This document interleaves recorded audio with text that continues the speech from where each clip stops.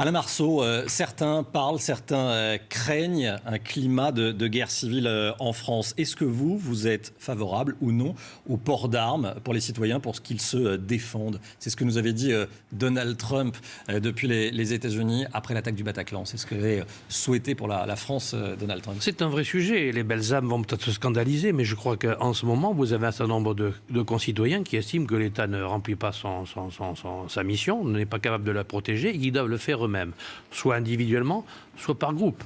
Moi, j'ai prôné depuis plus d'un an ce que j'appelle la mobilisation citoyenne, à savoir faire en sorte que les citoyens prennent eux-mêmes en charge leur propre sécurité, vous, moi, etc., avec des groupes. Et qu'effectivement, ces groupes devront notamment peut-être patrouiller, peut-être aviser, etc. Et je vais dire qu'on ne peut pas laisser seulement les violents, les assassins, porter des armes. Je suis à titre personnel favorable à ce que l'on puisse, dans certaines conditions, armer un certain nombre de personnes. C'est peut-être le cas de ceux qui seront dans la réserve citoyenne qu'on nous a annoncée. À titre personnel, moi je me défends, je porte une arme. J'en ai prévenu le préfet de police. Je suis Votre projet de mobilisation citoyenne, on peut dire que c'est une milice ?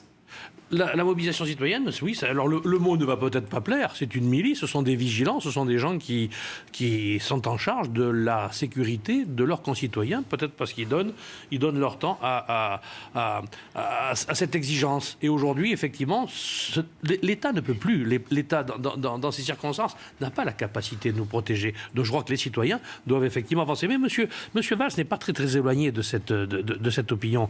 Il pense lui aussi que nous devons prendre en charge nous-mêmes notre propre sécurité, et je crois que ça va être le débat.